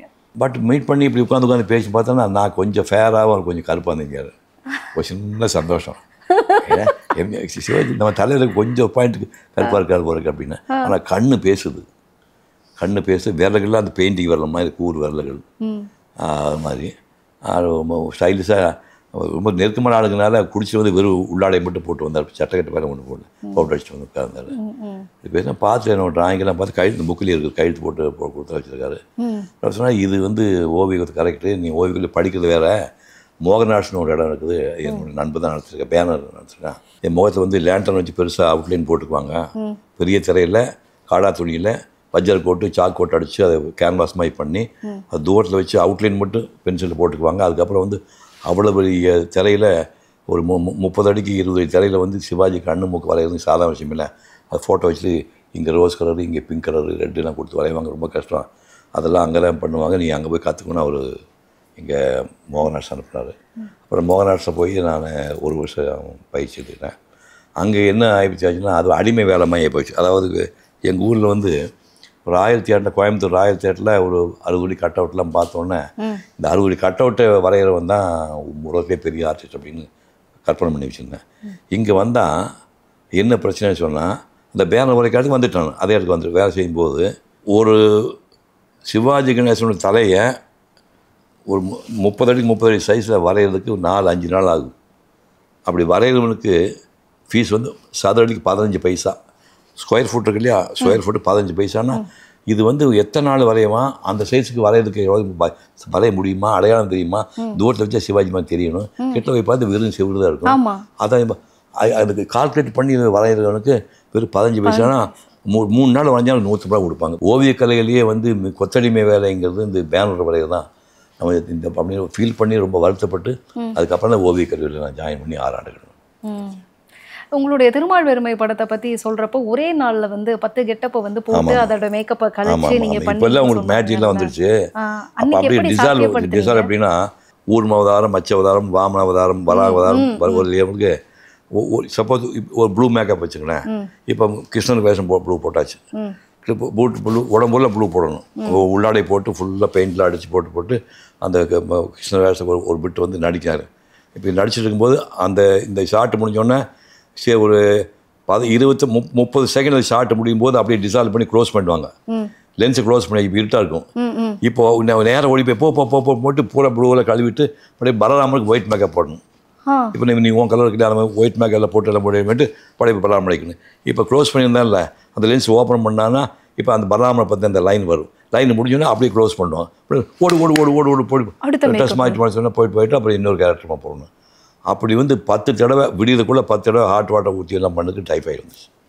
அதுக்கு திருமால் வறுமையில் இப்போ அதுக்கு திருமால் வறுமைக்கு நிகரேன் டிவியில் போய் பாருங்கள், கண்டிப்பாக இருக்கு. ஆமாம், அதில் இன்னொரு விஷயம் வேற குறிப்பிட்டு இருந்தீங்க, உங்களுடைய கால் மெட்டியை வந்து வாயால் வந்து கலட்டி திருடக்கூடிய வந்து கதாபாத்திரத்தில் சிவாஜி கையெழுத்து கும்பிட்ற மேலே பண்ணவே முடியாது. யார் செய்வாங்க? அது திருமங்கை மன்னன் ஒரு கேரக்டரு. அவன் வந்து திருமாலுக்கு வந்து ஒரு கோயில் கட்டியே தீரணும்னு சத்தியம் பண்ணிட்டு வேலை செய்கிறான். கஜானாவில் சொத்தெல்லாம் பண்ணியாச்சு, இன்னும் மேல் கலசம் வேலையெல்லாம் பாக்கியிருக்கு. வேறு வழி இல்லை, முடிய மட்டும் திருடியாவது கோயில் முடிக்கலாம் சொல்லிட்டு ஒரு நடுக்காட்டு உட்காந்துட்டு கொள்ளையடிச்சு அது வர காசை வச்சு ஒரு கோயிலை ஃபினிஷ் பண்ணான்னு. கடைசியாக ஒரு பொண்ணு மாப்பிள்ளை வராங்க. பொண்ணு மாப்பிள்ளை வந்து பொண்ணு சொல்லி பிடிச்சிட்டு பொண்ணு நகையெல்லாம் கட்டி வை, எல்லாம் கட்டி விடணும், எல்லாம் கட்ட விட மாப்பிள்ளை கட்ட எல்லாம் போட்டு நகை நட்டு எல்லாம் கட்டிட்டாங்க. தாலி கட்டுமா, தாலி மட்டும் கட்ட வேண்டாமா, நான் அவங்களுக்கு பாவி எல்லாரும் விட்டு பாக்கி எல்லாம் கட்டி வச்சாச்சு. அப்படியே பார்த்தா என் காலில் வந்து மெட்டி ஒன்று இருக்கும். அந்த மெட்டியை திருமங்கை அம்மன் சிவாஜி பார்த்துட்டு காலில் ஆழி மின்னுகிறது, அதை கலட்ட மனம் வரவில்லையோ அப்படின்னா, அதை மட்டும் என்னால் கலட்ட முடிந்தால் நீயே காட்டுனா அப்படியே மண்டிக்கு போட்டு உட்காந்து அந்த காலு கையில் காட்டுற கையில் உருவலை, அப்படி உருவனா கையில் வரமாட்டேங்குது. அப்படியே அந்த காலை தூக்கி அப்படி கடித்தார். கடிக்கும்போது தலையில் கை வச்சேன், உடம்பு சிலுத்துது. அரங்கனை தவிர யாராலும் தொட முடியாவோ என்னை அசைத்து பார்க்குறது யார் நீன்னா திருமங்கை மன்னா எனக்கு தெரியவில்லையான்னு டிசால் வரணும் அவர் காட்டுவார். என் மேலே வந்து இவ்வளோ அன்புக்காக நீ இவ்வளோ பண்ணியிருக்க, ஒரு டெஸ்ட்டுக்காக பார்த்தேன், மீண்டும் உனக்கு எல்லா சொத்துக்கும் கிடைக்கும், நீ பல்லாண்டு வாழ்கன்னு பிரச்சனை. என்ன வேடிக்கைன்னா செங்கல்பட்டுலேருந்து திருப்பூர் போகிற வழியில் திருவடிசூரம்னு ஊர் இருக்குது, இன்னும் அந்த ஊர் இருக்குது. அந்த ஒரு சின்ன குட்டி கோயில் இருக்குது. கோயிலுக்கு சாதாரண கோயில். அந்த ஊர் மக்களுக்கு வந்து டாய்லெட் போகிறதுக்கு வசதி கிடையாது. காலையில் நேரத்தில் போய் திறந்த விடியாக இருக்குனால காலையில் நேற்று போனது மத்தியானம் போது சின்ன வயசில் போனது லூஸாக போனது எல்லாமே இருக்கும். அப்போ போய் இல்லை செட்டப் பண்ணிட்டு பார்த்தோம்னா கோயில் சுற்றி அசிங்கமாக இருக்குது. அப்போ சிவாஜி சொன்னார்ண்ணா என்னென்ன இப்படி இருந்தார், லொக்கேஷன் மாற்றலாமண்ணா, பரவாயில்ல அப்படின்ட்டு டேய் என்னை கூப்பிடாரு, பார்த்துடா வாயில் வச்சு கடிக்கணும், சரிங்கண்ணா அப்படின்ட்டு அந்த காலை கெந்தி வச்சு அப்படின்னு நடித்தேன். கேட்ட ஷார்ட் வந்து ஒரு ஷார்ட்டை அண்ணா போதுமா ஒன் மோர் வேணுமா சிவாஜி, ஐயோ போதும் அப்படின்ட்டு. அதெல்லாம் அவர் நடிப்புத்தான் நடத்துறது. நான் ஒரு சுண்டக்கார நடிகன், என்னுடைய காலை வந்து ஒரு வாயில் வச்சு கடிக்க வேண்டிய அவசியம். அதெல்லாம் வந்து டெடிக்கேட்டட், அதாவது அவதார புருஷர்லாம் அந்த மாதிரி. கேரவன் இல்லாத அந்த காலம் வந்து உங்களுக்கு எப்படி இருந்தது? கேரவன் இல்லாதனால தான் நாங்கள் எல்லாமே ரொம்ப நெருக்கமாக பழக முடிஞ்சுது. இப்போ கதாநாயகிக்கு கேமரா முன்னாடி பழகுறாங்க, அதுக்கு பழகிறதுக்கு வாய்ப்பு இல்லையே. கந்தன்கனியில் ஷூட்டிங் நடக்குதுன்னா சமபந்தி போஜனம், செட்டுக்குள்ளே சிவாஜி வந்து ஒரு டாப் மேன், அவர் உட்காந்துருப்பார். சிவாஜி பக்கத்தில் வந்து சாவித்திரி உட்காந்துட்டு இருக்கோம், ஜெமினி கேஸ் உட்காந்துருப்பா, பப்பிமா உட்காந்துருப்பாங்க. அப்படியே அந்த கேரக்டர் பண்ணி நாங்கள் உட்காந்துருப்பேன். சின்ன வேஷம் போட்டு எல்லாருமே சமபந்தி போஜனம் மாதிரி ஒரு ஃப்ளோருக்குள்ளே வந்து 40 பேருக்கு இலையை போட்டு 40 பேருக்கு ஒரே ஐட்டத்து பரிமாறுவாங்க. அந்த மாதிரி ஆமாம், அந்த மாதிரி பழகிறதுக்கான வாய்ப்பு வந்து ஈக்குவலாக ட்ரீட் பண்ணுறதுக்கான வாய்ப்பு வந்துருச்சு. கேரவன் வந்து லாக் ஆகிடுச்சு. கேரவன் வந்து சுயம் வசதிங்கிற பேரால் வந்து நெருக்கமாக அந்த யூனிட் பீப்புள் பழகிறாங்க வாய்ப்பு எல்லாம் பண்ணிச்சு. இன்னைக்கு வந்து ஒரு படம் ஹிட் ஆயிடுச்சு அப்படின்னா 2வது முறை அந்த இயக்குனர் கூட இணைஞ்சு படம் பண்ணுவாங்க. ஒருவேளை 2வது படம் ஒர்க் அவுட் ஆகல அப்படின்னா அதுக்கப்புறம் அந்த இயக்குனருக்கு வாய்ப்பு கிடைக்கிறது ரொம்ப இயற்கை. ஆனா அன்னைக்கு வந்து பாத்தீங்கன்னா ஏபி நாகராஜன் அவர்கள் கூட நீங்க தொடர்ந்து ஒரு 13 படங்கள் ஏபி நாகராஜன் கூட பண்ணா, அதே மாதிரி தேவராஜ் மோகன் அவர்கள் கூடயும் வந்து பண்ணிருக்கீங்க. ஸோ திரும்ப அந்த கூட்டணி வெற்றியோ தோல்வியோ, ஆனா அந்த இயக்குனர் கூட சேர்ந்து வேலை செய்யணும் அப்படிங்கிற எண்ணத்துக்கு பின்னாடி ஏதோ ஒரு காரணம். அது ஒண்ணுமே இல்லைங்க. அது ஒண்ணுன்னா அவர் படங்களுக்கு நமக்கு கொடுக்குற வேலை சூட்டபிளாக இருக்குது. அப்புறம் இவன் டயத்துக்கு வருமா, பிரச்சனை கொடுக்க மாட்டான், சம்பளம் ஜாஸ்தி கேட்க மாட்டான், நமக்கு வேவ் லெங்த் கரெக்டாக இருக்குது, நம்ம சொன்னால் நடிச்சு கொடுத்து காட்டுவோம் அப்படிங்கிற மாதிரி அப்படி ஒரு இருந்தது. தேவராஜ் மோகனை அவங்க அனந்தமி மாதிரி தானே. ஏபி நாஜி எனக்கு குருநாதர். இப்போ நான் எனக்கு நடிப்புக்காக நான் குருன்னு ஒருத்தனை சொன்னால் நான் ஏபி நாஜி தான் சொல்லுவேன். அப்புறம் ஒரு வளர்ந்த வர ஸ்டேஜில் ஒரு பையனை வச்சு குமாஸ்தாவின் மகள் மேல்நாட்டு மருமகன் ஹீரோவை வச்சு படம் பண்ணார். கடைசி காலத்தில் ஹீரோவை வச்சு படம் பண்ணார். பட் துவக்க சின்ன சின்ன வேஷம்லாம் பண்ணார். எப்படிப்பா 13 படங்களில் வந்து தொடர்ந்து வேஷம் கொடுத்தவர். அப்படியெல்லாம் ஒரு டைரக்டர் வந்து பாசமாக டைரக்டர் பார்க்க முடியாது. இல்லை, அதை கமர்ஷியல் வெற்றிக்கு பின்னாடி ஓடாமல் இந்த நட்பு ரீதியாக ஓடுறதுக்கான இதுவாக தானே அதை நீங்கள் இது அப்படி தான். அவங்க வீட்டுக்கு நான் போவேன், அவங்க வீட்டு சாப்பிடுவேன், வீட்டு வேலையெல்லாம் செய்வேன். அந்த மாதிரி எல்லாமே ரொம்ப இப்போ இன்னும் சொல்லப்போனால் வந்து எங்கள் ஊரில் வந்து திருமய தென்முறைக்கு நாங்கள் எல்லாம் வந்து 4 ஸ்டேட்டு ஒரே டைம் ஒரே மாதம் ஷெடியூலு. அதுக்கப்புறம் யாரும் பண்ணுமா தெரியல.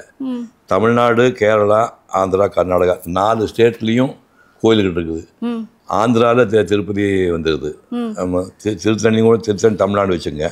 குருவாயூர் வந்து கேரளா வந்துடுது. மைசூரில் வந்து சாமுண்டீஸ்வரி. இந்த பக்கத்தில் அந்த மதுரை கோயில் கன்னியாகுமரி வந்துடுது. ஸோ 4 ஸ்டேட்லேயும் ஷூட்டிங் ஆரம்பித்து இந்த ஒரு மாதம் ஆகும்போது 4 ஸ்டேட்லேயும் கம்ப்ளீட்டாக வந்து 4 ஸ்டேட்டு தொட்டுட்டு ஒரு கதை. இப்போ 31ஆம் ஷூட்டிங் முடிஞ்சு போகுது.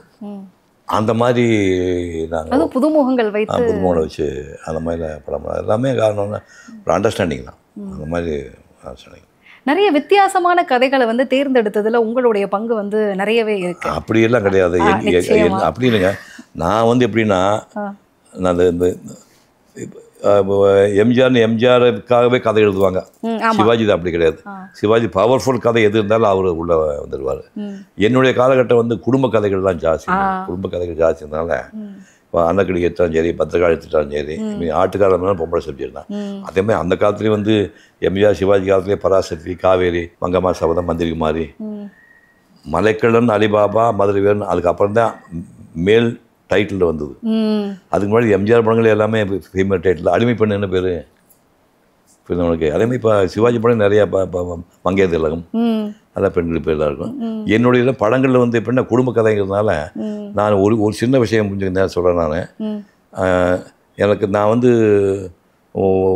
மக்கள் வந்து பேய்த்தனமாக உடனே படத்தை பார்த்தாங்க கொண்டாடிட்டாங்கன்னு சொல்ல தயாராக இல்லை. ஆனால் என் படங்கள் நிறையா ஓடிச்சு. ரசிகர் மன்றம் என்று ஒன்றை அதிகாரப்பூர்வமாக வைத்து கொள்ளாமல் 40 வருஷம் நடித்த ஒரே ஹீரோ நான் தான் நினைக்கிறேன்.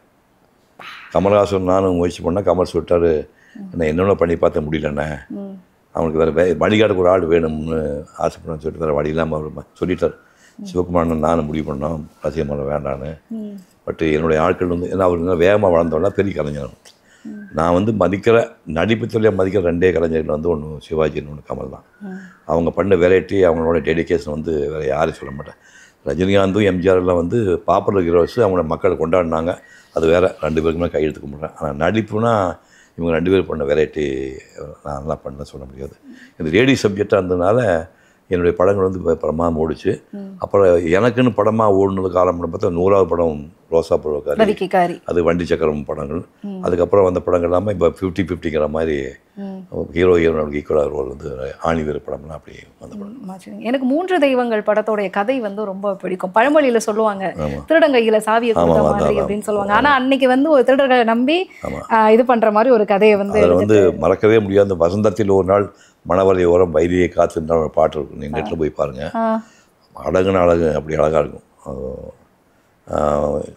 பொண்ணு பார்க்க அந்த இடத்துல இது பாடுவாள், சந்த கலா பாடுவாள். சிவாஜி சுப்பையா, சிவாஜி, முத்துராமன், நாகேஷ் உட்காந்து பார்க்குற மாதிரி ட்ராப்பில் ஃப்ளாஷ்பேக் போட்டு ராமர் சீதை கல்யாணம் ஷார்ட் எடுத்துப்பாங்க. அதெல்லாம் என்னென்னா அந்த கடவுள் வேஷமோட தாக்கம். அந்த ரோல் இப்போ நான் பண்ண ராமர் வேஷத்தை யாருமே பண்ண முடியாது. அந்த மாதிரி நல்ல படம். பல படங்களுக்கு பிறகுதான் உங்களுக்கு பாபு படத்தில் ஓவியராக நடிக்கிறதுக்கான அப்படி இல்லைன்னா அப்படின்னு சொல்லத்தான் நினைக்கிறேன். இல்லையா அந்த மாதிரி ஜெயசித்ரா படம் வரைஞ்சான்னு ஒரு மேட்டரோட வரும். இப்போ யாரோ எழுதி கவிதையில் ஆத்தோரில் படம் வரைஞ்சிருக்கும் போது ஒரு டெட் பாடி மொழி வரும். அது யாருன்னு பார்த்தா கதாநாயகி அப்படி வரும். 3 படங்களில் வந்திருக்கு. எல்லா படங்கள்லையுமே வந்து சிவகுமார் வந்து அவர்களை தனித்துவமாக படுத்துறதுக்கு அந்த பாடல்கள் வந்து மிகப்பெரிய ஆளுமையாக அப்படி சொல்ல முடியாது. அதிர்ஷ்டக்காரன்னு வச்சுக்கலாம், அவ்வளோதான். ஏன்னா நமக்கு இளையராஜாவுடைய துவக்காலம் பூரா மெலடி அதிகமாக பண்ணார். மெலடி பூரா என்னுடைய படங்கள் தான் நிறைய அதிகமாக வந்தது. இப்போ சமீபத்தில் ஒரு பாட்டு பார்த்தேன், என் கண்மணி. ஆமாம், அது ரொம்ப சூப்பர் ஹிட். எனக்கு அதுக்கு பின்னாடி இருந்த டெக்னிக்கல் சூட்சுமம் பத்தி தெரிஞ்சுக்கணும்னு அது எனக்கு அது நினைக்கிறேன். இடையில இல்ல, நீங்க கேட்கணும். வந்து அந்த ஸ்பாட்ல இருந்திருப்பீங்க, என் 2 கண்மணி பேர் அதான் ரியாக்ட் பண்ணுவீங்க. நாம என் கண்மணியே உன் காதல் மாற்றி மாற்றி சொல்ல மாதிரி வரும். அது பிரமாம அவங்களே பாட வச்சு நாங்களே டூயல் லோட் பண்ணியிருப்போம், பர்ஃபார்மன்ஸ் பண்ணியிருப்போம். அதில் அது ஸ்லாகிச்சு பேசப்பட்டது. அந்த காலத்து படம் வந்தப்போ சிட்டுக்குருவியில் ஸ்லாகிச்சு பேசப்பட்ட பாட்டு. அதே மாதிரி அந்த கருவாட்டு கூட ஓரமா போன சொன்ன உடனே உங்களோட ரியல் இது வரும். அப்போ ரியாக்ஷன் வந்து நீங்க அப்படியே போகிறோம் அப்படின்னு இல்லை, இங்கே இருந்துட்டு நம்ம போயிட்டு நம்ம இங்கே இருக்க வேணாம், போயிட்டு நம்ம கட் பண்ணால் மைசூரில் கார்டன்ல பாட்டிட்டு இருப்பாங்க, மாதிரி பண்ணியிருப்பாங்க. கொஞ்சம் அதெல்லாம் அதான் டைரக்டருக்கும் ஹீரோவுக்கும் நல்ல அண்டர்ஸ்டாண்டிங் இந்த காலகட்டங்களில் பண்ண படங்கள். ஒரு பக்கத்துல வந்து பாத்தீங்கன்னா மூத்த நடிகர்கள் கூட நடிக்க வேணாம் அப்படிங்கிற ஒரு முடிவை எடுத்துட்டு சில படங்கள்லாம் பண்ணீங்க. அதுக்கு பின்னாடி என்ன காரணம் வந்து இருந்தது? இல்லை காரணம் இல்லை, வாழ்நாள் பூரா நீ இப்போ குடும்பத்தலைவராண்ட எப்பயுமே செகண்ட் தேர்ட் ஃபுல்லே வாசிக்க முடியுமா? நீ வந்து சூர்யா வந்து படிக்க வைக்கிறீங்க, அவன் முடிக்கிறான், அதுக்கப்புறம் காலேஜ் போகிறான், காலேஜ் முடிக்கிறான், இப்போ ஏதோ தொழில் பண்ணுறான், அப்புறம் ஹீரோ ஆகிட்டான்.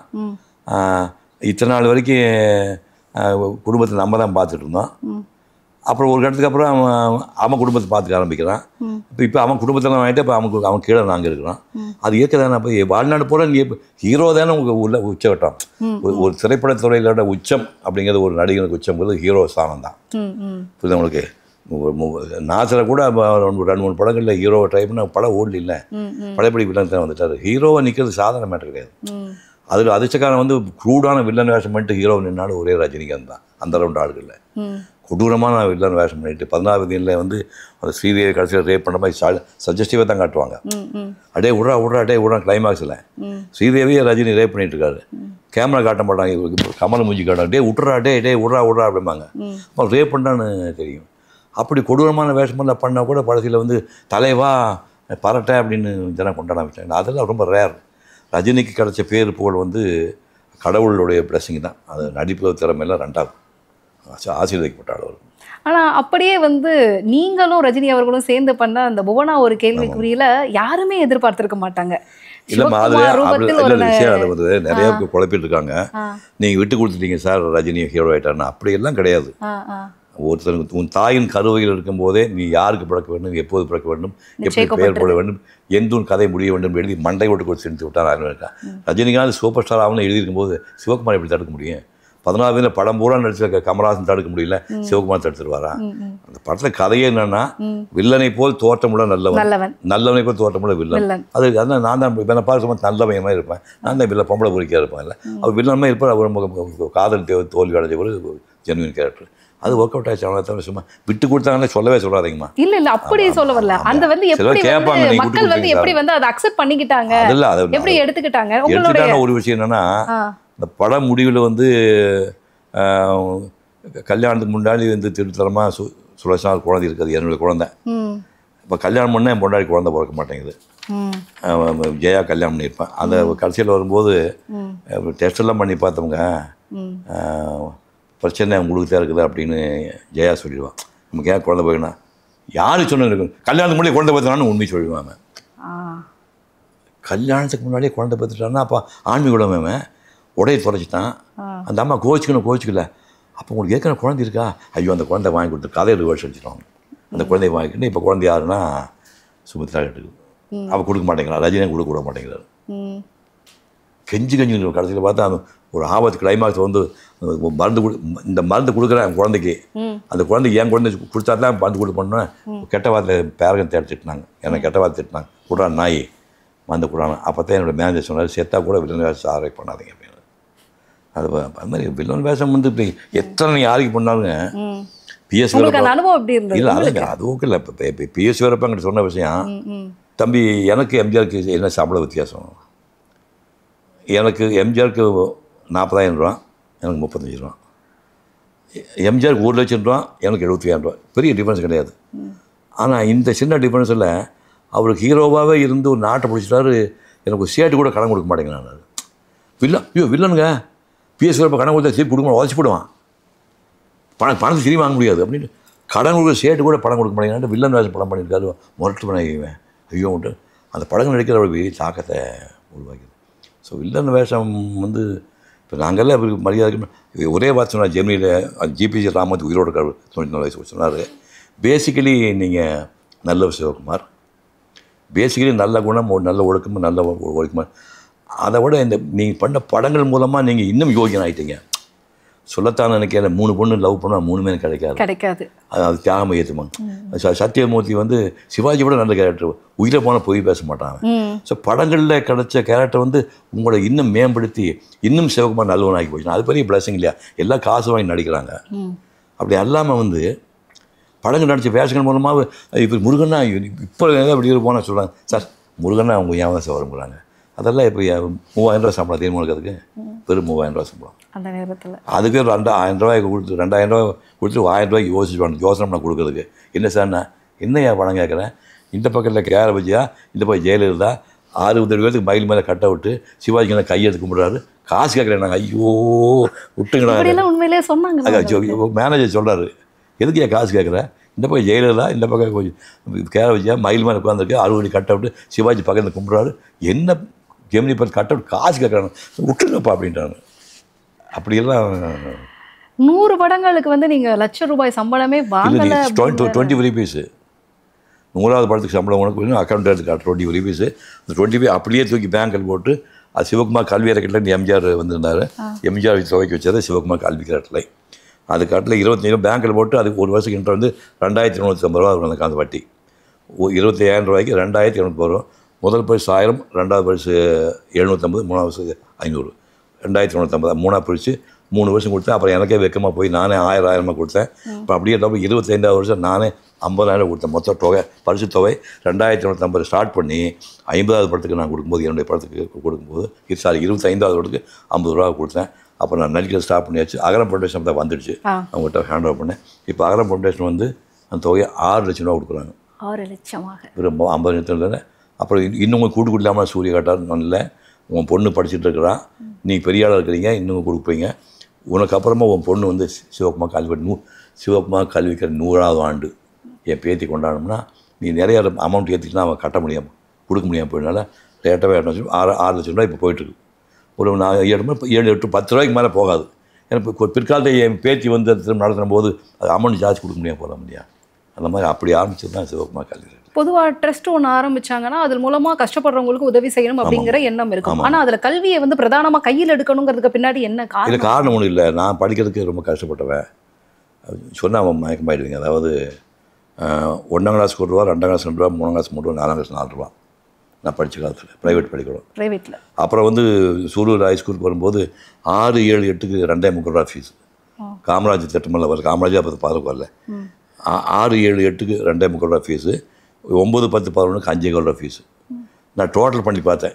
எனக்கு கல்விக்குன்னு நான் பண்ண செலவு வந்து ஒன்றாவது கணக்கு பண்ணி பார்த்தா 375 ரூபா வரும். நான் எஸ்எஸ்எல்சி வரைக்கும் படிக்கிறதுக்கு நான் ஃபீஸாக கட்டினது 375 ரூபா. சூர்யாவோட குழந்தைய இப்போ ப்ரீகேஜி சேர்க்கறதுக்கு 2 லட்சம் ரூபா கேட்குறாங்க. கல்வி எங்கே போயிடுச்சு பாருங்க. அப்படி வந்து படிக்கிறதுக்கு கஷ்டப்பட்ட போது சென்னை வந்து ஓவியக்கல்வி படிக்கிறதுக்கு எங்கள் மாமா ஒருத்தருக்கு ஹெல்ப் பண்ணார். கடன் கொடுத்தாரு. கடன் எங்கள் அம்மா வருஷம் அடைச்சாங்க.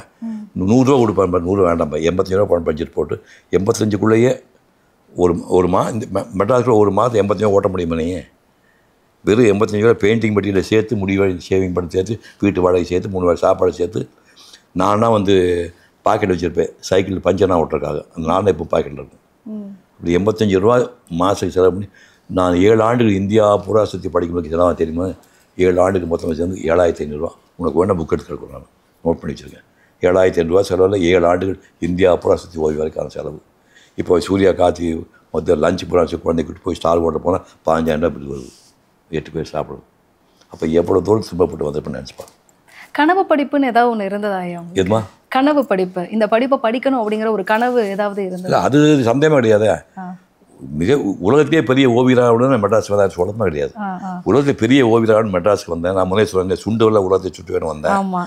அப்புறம் ஓவியமெல்லாம் வரைஞ்சேன். இப்போயும் சொல்கிறேன், ரொம்ப அடக்கமாக சொல்கிறேன். 24 வயசுக்கு உனக்கு போகும்போது அந்த பெயிண்டிங் புக் தரேன் உனக்கு.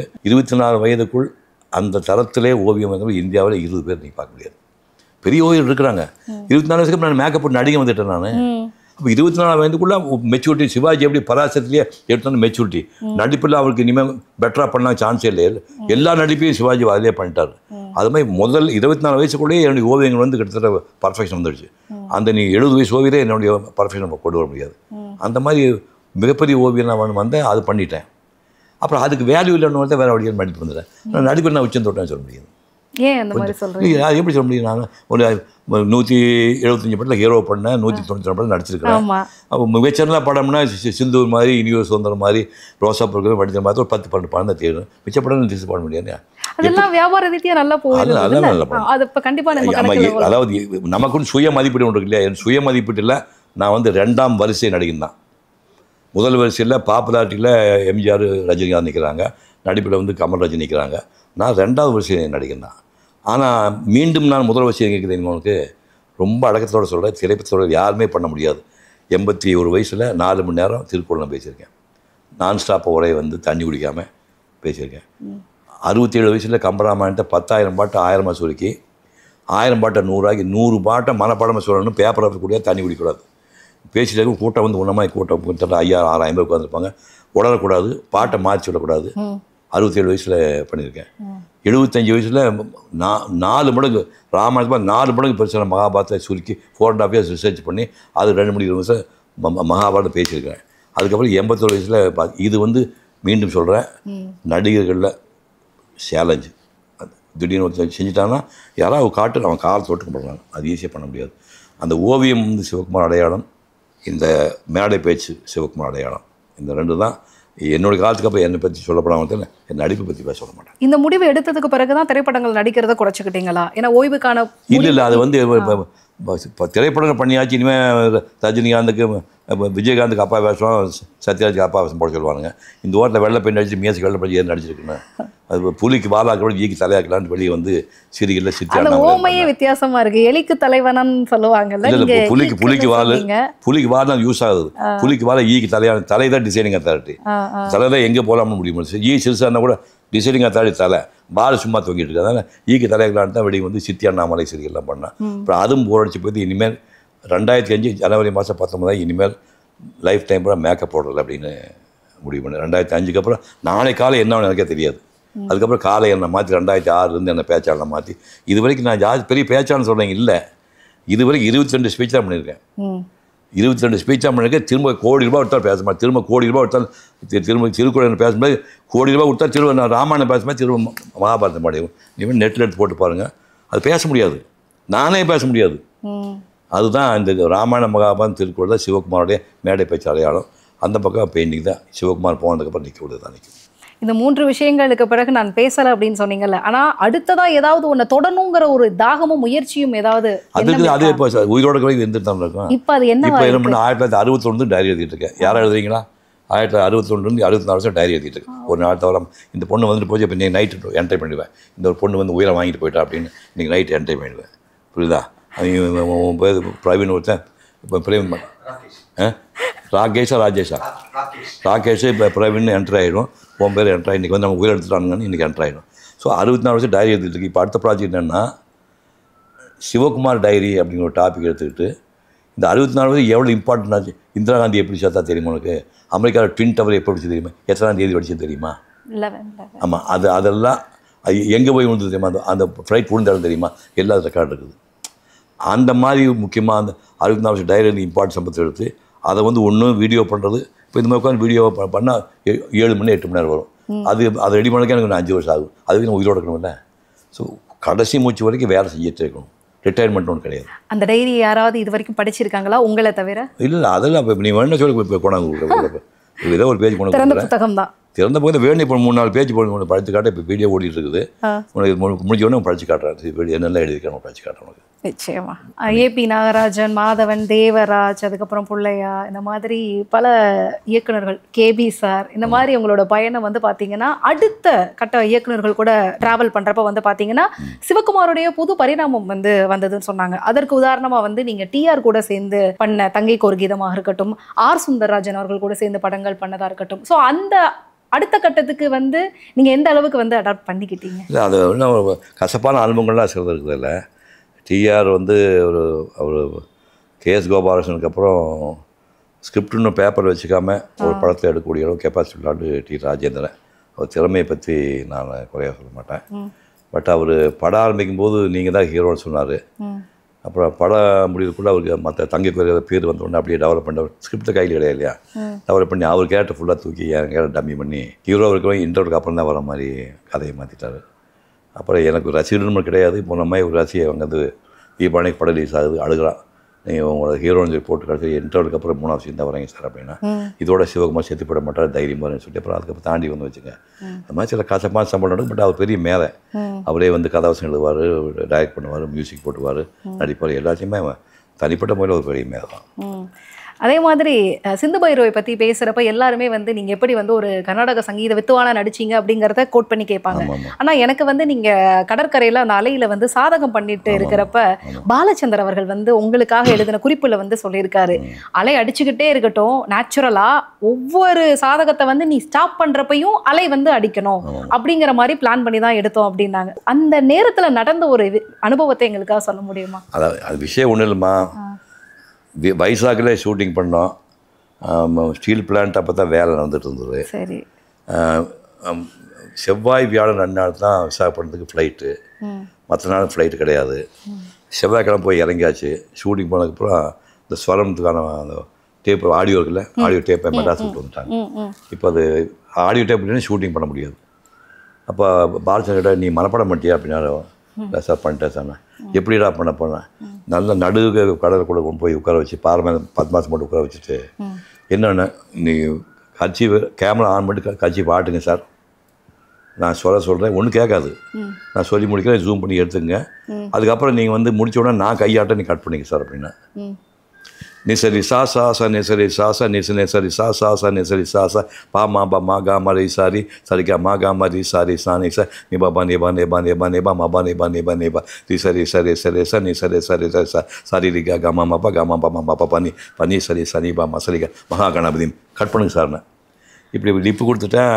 விசாரணை மெட்ராஸ் போனோம். அது ஸ்டோர் கொடுக்குற ஆடியோ எடுத்துன்னு கோத்து பார்த்தா 2 சிங்க் ஆகுது. காரணம்னா அந்தளவுக்கு முன்னாடி பயிற்சி பண்ணது, அதை ஹெல்ப் பண்ணிச்சுக்கணும். ஓகே. ஸோ திரைத்துறையில் வந்து பல பேருக்கு நெருக்கமாகவும் அவர்களுடைய அன்பை மட்டுமே எப்போதுமே எப்படி சிவகுமார் அவர்களால் வந்து மீண்டும் மீண்டும் பெற முடியுது? ஒன்றுமே கிடையாதும்மா. உலகத்தில் யாருமே யாரை விடவும் பெரியவங்க கிடையாது. புரியுதா? உன்னுடைய கோணத்தில் உன்னுடைய சூழ்நிலை நாம் வந்தோம்னா அவங்க நம்ம தான் இருக்க முடியும். புரியுது உனக்கு? ரஜினி சூழ்நிலை இருந்தவங்க அவன் அப்படி தான் இருக்க முடியும். இது யாருமே யாரை விட பெரியவங்க கிடையாது. அதுமாதிரி எல்லாம் பெற்றவங்க வந்து யாரும் கிடையாது. கடவுள் எல்லாத்தையும் எல்லாம் கொடுக்கல.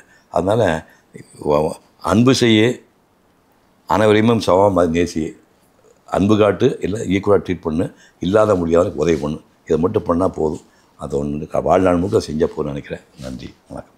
நிச்சயமா. ஸோ நேரம் ஒதுக்கி எங்களுக்காக உங்களுடைய பல படங்களுடைய நினைவுகள் வந்து நீங்கள் பகிர்ந்து கொடுத்ததுக்காக ரொம்பவே நன்றி. தேங்க்யூ. நன்றி. தேங்க்யூ.